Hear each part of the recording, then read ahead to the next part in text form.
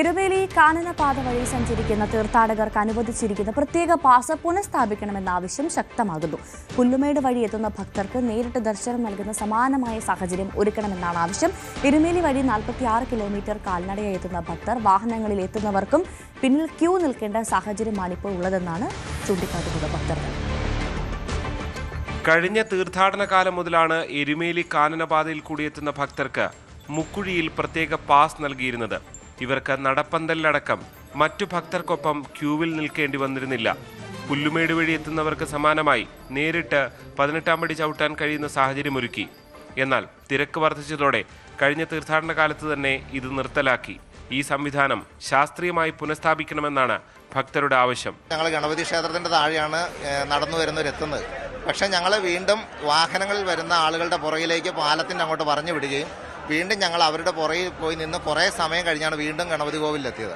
അവിടുന്ന് ഞങ്ങൾ മരക്കൂട്ടത്തെത്തി കഴിഞ്ഞപ്പോൾ നമ്മളവിടെ ഉദ്യോഗസ്ഥരോട് പറഞ്ഞ് ഞങ്ങൾ എരുമേലിയിൽ നടന്നു വരുന്നവരാണ്, പ്രായമുള്ള ആളുകളാണ്, ഞങ്ങൾക്ക് ഇനി കൂടുതൽ ശരംകുത്തി വഴി കയറിപ്പോയി നടക്കാൻ പറ്റാത്ത ആളുകളൊക്കെ ഉണ്ട്, 82 വയസ്സ് ആളുകളൊക്കെ ഉണ്ട്. അങ്ങനെയൊക്കെ പറഞ്ഞിട്ട് പോലും അവർ നമ്മളോട് വളരെ മോശമായ രീതിയിലാണ് പറഞ്ഞത്. നിങ്ങളെന്തിനാണ് നടന്നു വരാൻ പോയത്, നിങ്ങൾക്ക് വണ്ടിക്ക് വന്നാൽ പോരെ എന്നുള്ള രീതിയിലാണ് ഉദ്യോഗസ്ഥർ നമ്മളോട് സംസാരിച്ചത്.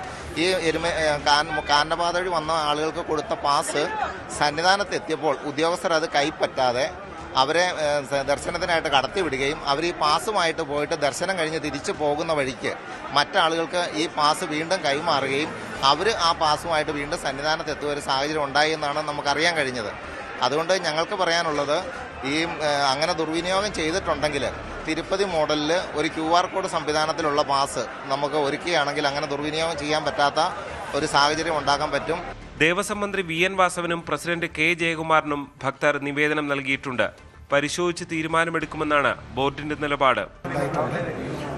പിന്നെ കാനനപാതയിൽ പാസ് കൊടുക്കുക തുടങ്ങിയ ക്രമീകരണങ്ങളൊക്കെ ഇപ്പോൾ ചെയ്തു വരുന്നുണ്ട്. നമ്മൾ സ്പോട്ട് ബുക്കിംഗ് കുറച്ചുകൂടെ റിലാക്സ് ചെയ്തിട്ടുണ്ട്. അതുകൊണ്ടിപ്പോൾ എന്നൊരു ആവശ്യമുണ്ട്. അത് ഫോറസ്റ്റുകാരായിട്ട് സംസാരിക്കണം. കൊടുക്കാമെന്നുള്ളത് എരുമേലിയുള്ള മീറ്റിംഗിൽ തീരുമാനിച്ചു കൊടുക്കാം. ഈ തീർത്ഥാടന കാലത്ത് തന്നെ സൗകര്യമൊരുക്കണമെന്നാണ് ഭക്തരുടെ ആവശ്യം. എന്നാൽ മണ്ഡലപൂജയ്ക്ക് ദിവസങ്ങൾ മാത്രം അവശേഷിക്കെ ദേവസ്വം ബോർഡ് അനുകൂല നിലപാടെടുക്കുമോ എന്നാണ് ഇനി അറിയാനുള്ളത്. KP ദിനേശൊപ്പം G Sreejith, News 18 Sannidhanam.